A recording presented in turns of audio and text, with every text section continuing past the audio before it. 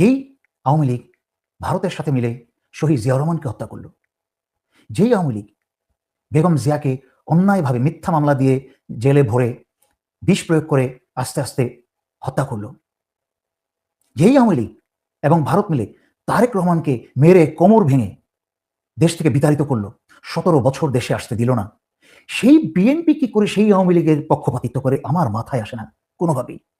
দেশপ্রেমিক বাংলাদেশি দেশে বিদেশে যে যেখানে আছেন, আসসালামু আলাইকুম। দেশের বিজয় না ক্ষয় হবে তা নির্ধারণের আর মাত্র 7 দিন বাকি। বাংলাদেশের বেশিরভাগ জনগণের বিবেক এখনো বেঁচে আছে না মরে গেছে তা 7 দিন পরে পরীক্ষিত হবে। হাসিনার সাথে তো আমার ব্যক্তিগত শত্রুতা কখনোই ছিল না, বা আওয়ামী লীগের সাথেও আমার ব্যক্তিগত শত্রুতা ছিল না। তবুও কেন আমি এত বছর হাসিনা এবং আওয়ামীর বিরুদ্ধে মিডিয়া যুদ্ধ চালিয়ে গেছি? তার বহু কারণের মাঝখানে অন্যতম কারণ বাংলাদেশের স্বাধীনতার সার্বভৌমত্ব ভারতের হাতে তুলে দেওয়া, দ্বিতীয়ত বাংলাদেশে মানবতা বিরোধী সকল অপরাধ, তৃতীয়ত বাংলাদেশের জনগণের অর্থ সম্পদ চুরি করা। সুতরাং কোনো রাজনৈতিক দল বা ব্যক্তির সাথে আমার কোনো সম্পর্ক নেই। সকল ব্যক্তি এবং রাজনৈতিক দলের ঊর্ধ্বে হচ্ছে বাংলাদেশ। যে কোনো দল বা ব্যক্তির মাধ্যমেই বাংলাদেশের ক্ষতি হোক তা আমি কোনোদিন হতে দিব না বা হতে দিতে পারি না। বাংলাদেশকে বাঁচাতে যদি সকল দলের শত্রু হতে হয় আমাকে, সকল দলের চক্ষুশূল হতে হয় আমাকে, আমি তাই হব, তাতেও আমি কোনোদিন পিছপা হব না। আওয়ামী লীগ এবং জাতীয় পার্টি হচ্ছে ভারতের দল, বিএনপি, জামাত এবং অন্যান্য দলগুলো হচ্ছে বাংলাদেশের দল। তবে জনগণের যাচাই বাছাইয়ের সম্পূর্ণ অধিকার আছে এবং তা জনগণের দায়িত্ব যাচাই বাছাই করে কোন ব্যক্তিটাকে ভোট দেওয়া উচিত তার নিজের এলাকায়, সেটা যে দলেরই হোক না কেন। যদি সেই এলাকার কোনো প্রার্থী সবচেয়ে ভালো প্রার্থী, সবচেয়ে ভালো মানুষ এবং যোগ্যতা আছে, সে যদি বিএনপির হয় তাহলে, অথবা জামাতের হয়, অথবা অন্য কোনো দলের হয়, তাহলে বাংলাদেশের জনগণের উচিত বাংলাদেশের বৃহত্তর স্বার্থে সেই ভালো মানুষকে এবং যোগ্য মানুষকে ভোট দেওয়া। সুতরাং আমার কোনো কথা বিশেষ করে বিএনপি বা জামাতের বিরুদ্ধে নয় বা কারোর পক্ষেও নয়। আমি কোনো রাজনৈতিক দল করি না। বিশেষ করে জামাত বাংলাদেশে কখনো রাজনীতি করার সুযোগ পায়নি। তারা অনেক চড়াই উতরাই পেরিয়েছে, বিভিন্ন সরকারের সময় তারা বিভিন্নভাবে অত্যাচারিত হয়েছে। ঠিক ইরানের মতো যেরকম পশ্চিমা দেশের বিভিন্ন নিষেধাজ্ঞায় চুপ করেছিল 2 যুগের উপরে, এবং সেই সময় চুপ করে থেকে সকল প্রকার অন্যায় সহ্য করে ইরান তারা অস্ত্রে শস্ত্রে জ্ঞানে বিজ্ঞানে আরো শক্তিশালী হয়ে উঠেছে, তারপরে আত্মপ্রকাশ করেছে। জামাত অত দূরে না গেলেও এত বছর জামাত চুপ থেকে জামাতের ভিতরে অনেক শিক্ষিত এবং মেধাবী লোকের সৃষ্টি হয়েছে। বিএনপি সেই তুলনায় স্বাধীনতার পর থেকেই বহু সুযোগ পেয়েছে, বরং সুযোগ হারিয়েছে হাসিনার 16 বছর আমলে। অথচ এই বিএনপি আওয়ামী লীগের কোনো বদনাম করতে তারা চায় না। আজকেই শুনলাম আব্দুল আওয়াল মিন্টুর মুখে যে বিএনপি কখনো আওয়ামী লীগের সমালোচনা করে না। কি আশ্চর্যের কথা!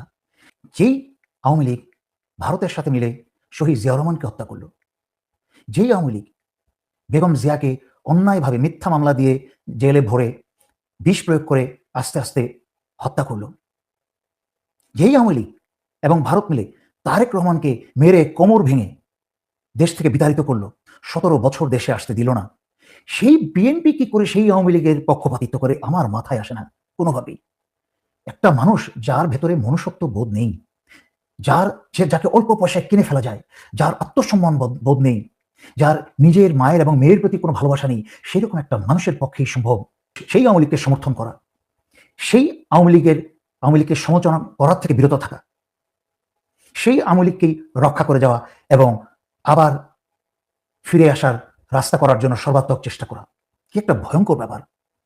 তো একটা জিনিস খেয়াল করে দেখেন, স্বৈরাচারী শেখ হাসিনা যত খারাপই হোক না কেন, তার নিজের দলের উপরে এবং প্রত্যেকটা আওয়ামী লীগের প্রত্যেকটা ব্যক্তির উপরে কিন্তু তার একছত্র নিয়ন্ত্রণ ছিল। ঠিক তার উল্টা তারেক রহমানের তার নিজস্ব দলের নেতাদের উপরে কোনো নিয়ন্ত্রণ নাই। তারেক রহমান স্বৈরাচারী শেখ হাসিনা থেকে 1000 গুণে ভালো মানুষ। স্বৈরাচারী শেখ হাসিনার মতো তারেক রহমান ব্যক্তিগতভাবে মানুষ হত্যা বা গুমের নির্দেশ দিতে পারবে না বলেই আমার বিশ্বাস। কারণ যেই মা বাবার রক্তের থেকে তারেক রহমান এসেছে, তার পক্ষে মানুষ গুম এবং খুন করার আদেশ দেওয়ার মতো সেই মন মানসিকতা এবং সেই চরিত্র নেই। তাহলে ভয়টা কোথায়? ভয়টা হচ্ছে তারেক রহমান নরম সরম মানুষ এবং তার নিজের জীবনের বিভিন্ন অভিজ্ঞতা থেকেই ভীতর সন্ত্রস্ত মানুষ, যার বাবাকে মেরে ফেলা হয়েছে তার অল্প বয়সী, যার মাকে বাংলাদেশে জেলে ভরে মারা হয়েছে এবং তাকেও পঙ্গু করে বিদেশে পাঠিয়ে দেওয়া হচ্ছে বাংলাদেশ থেকে, তার তো ভয় থাকারই কথা। সুতরাং এখানে ভয়টাও বড় বিষয় নয়। তার দলের বিশাল একটা অংশের নেতারা ভারতের কাছে বহু বছর আগেই বিক্রি হয়ে গেছে। বিশেষ করে বহুবার আমি বলেছি, আমির খুসরু যে সরাসরি ভারতের রয়ের গোয়েন্দা, দেশে বিদেশে বহুবার ভারতের রয়ের সাথে সে গোপনে মিটিং করেছে, বাংলাদেশ বিরোধী মিটিং করছে। বিশেষ করে এই নির্বাচনের আগে ভারতের সাথে রয়ের সাথে গোপন মিটিংয়ে অনেক আন্ডারস্ট্যান্ডিং এবং বোঝাপড়া হয়েছে যে হাসিনার আমলের যত চুক্তি হয়েছে তাকে আবার ফিরিয়ে আনতে হবে।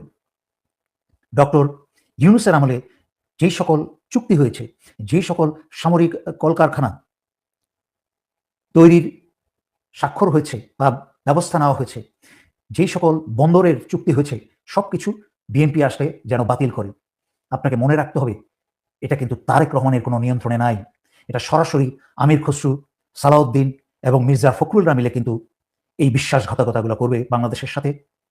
এবং তারেক রহমান চোখের সামনে দেখেও কোনো কিছু বলার বা করার ক্ষমতা থাকবে না, কারণ তারেক রহমান জানে কোনো কিছু বললে যেভাবে তার বাবাকে হত্যা করা হয়েছে সেভাবে তার দলের আমির খসরু, সালাউদ্দিনরা মিলেই তারেক রহমানকে, ওনার স্ত্রীকে এবং তার মেয়েকে হত্যা করবে।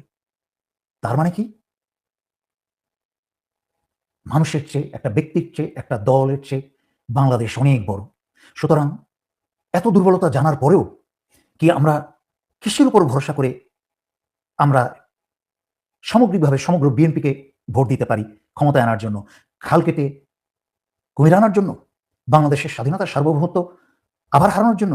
যেই স্বাধীনতার সার্বভৌমত্ব 1500-র বেশি ছাত্র ছাত্রী জনতা এবং শিশু সহকারে জীবন দিয়ে আমরা অর্জন করেছি, তাকে আবার হারবো? কি করে সম্ভব এই বাংলাদেশিদের এহেন নিম্নমানের চরিত্র কিভাবে হতে পারে? আপনারা আজকে দিন তারিখ লিখে রাখুন। বাংলাদেশ সময়ে আজকে 5ই ফেব্রুয়ারি 2026।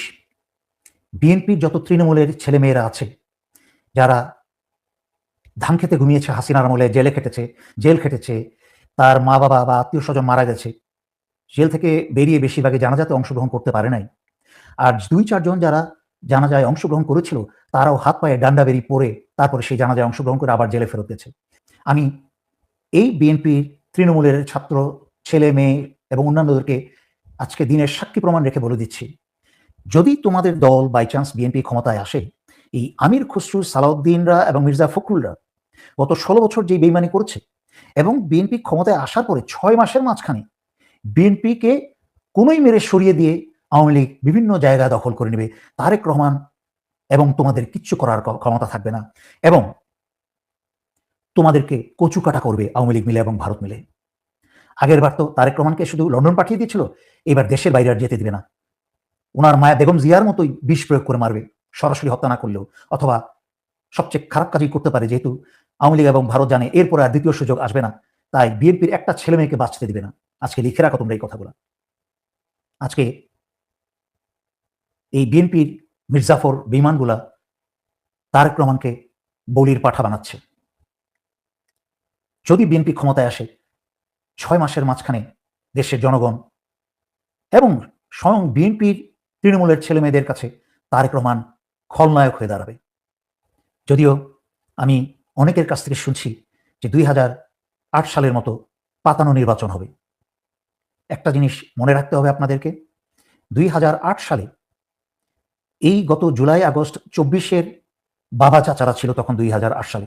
সেই সকল বাবা চাচারা কিন্তু নীরব দর্শকের ভূমিকা পালন করেছে আর মনে মনে চিন্তা করেছে, দেখি না কি হয় বলতে বলতে কিন্তু বিডিআর হত্যা, 5ই মে 2013 সালের হেফাজত হত্যা এবং একের পরে এক গণহত্যা, সেনা হত্যা, বিভিন্ন হত্যা করতে করতে স্বৈরাচারী শেখ হাসিনা মহাদানবে পরিণত হয়েছিল। কাদের কারণে হয়েছিল? এই জুলাই আগস্ট 2024-এর বাপ চাচা দাদাদের নীরবতা এবং নিষ্ক্রিয় ভূমিকার কারণে। কিন্তু মনে রাখতে হবে, জুলাই আগস্ট 2024-এর পরে এই নতুন প্রজন্মের ডিএনএ পরিবর্তন হয়ে গেছে, সময় বদলে গেছে।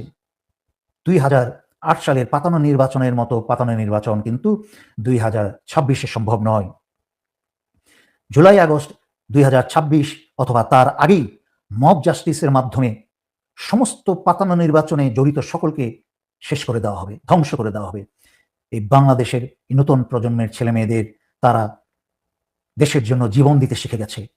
এর চেয়ে আল্লাহর দেওয়া এর চেয়ে বড় শক্তি আর কিছু হতে পারে না। এখন প্রশ্ন আসতে পারে অনেকের মনে, তারেক রহমান লন্ডন থেকে বাংলাদেশে ফিরে আসার পরে ৩০০ ফিটের রাস্তা বোঝাই হয়ে গেল লাখ লাখ মানুষের, তাহলে এই সমর্থন কোথায় যাবে? এটার মূল সমস্যাটা বলে দিই। জুলাই আগস্টের ছেলেমেয়েরা এবং জনতারা দেশের জন্য যুদ্ধ করেছে, তাদের অন্তরে অন্য কোনো পাপ বা লোভ ছিল না, ক্ষমতার লোভ ছিল না, পয়সার লোভ ছিল না। একটা মানুষ যখন নিঃস্বার্থভাবে যুদ্ধ করে তার একটা শক্তিশালী কারণ থাকে, সেই যুদ্ধে জীবন দেওয়ার জন্য দ্বিধা করে না। কিন্তু ওই ৩০০ ফিটে যে লাখ লাখ বিএনপির তথাকথিত বিএনপির কর্মীরা ভিড় জমেছিল, তাদের কিন্তু বালুর ট্রাক সরানোর জন্য পাওয়া যায় নাই। বেগম জিয়াকে জেলে পাঠানোতে বাধা দেওয়া থেকে তাদেরকে কিন্তু পাওয়া যায় নাই। বেগম জিয়া নিজে বলেছেন, জেল থেকে বেরিয়ে নিজে বলেছেন যে উনি তো অনেক বড় বড় নেতা বানিয়েছেন, উনি তো কাউকে দেখেন নাই। এই আমির খসরুকে বেগম জিয়া নিজে দল থেকে বহিষ্কার করতে চেয়েছিলেন। যেভাবেই হোক উনি আর সেটা করতে পারেন নাই। আজকে তারই মাসুল দিচ্ছে সমগ্র বিএনপি এবং তারেক রহমানও। আমি বাংলাদেশের জনগণকে সকলকে বলবো এবং প্রত্যেক দলকে বলবো, আপনারা বাংলাদেশের প্রতিটা নির্বাচন কেন্দ্রে আপনাদেরকে পাহারা দিতে হবে, যেন কোনো প্রকার চুরি চামারি না হতে পারে। যেখানেই চুরি চামারি হবে সেখানেই আপনারা নির্বাচন কেন্দ্র বন্ধ করে দিবেন।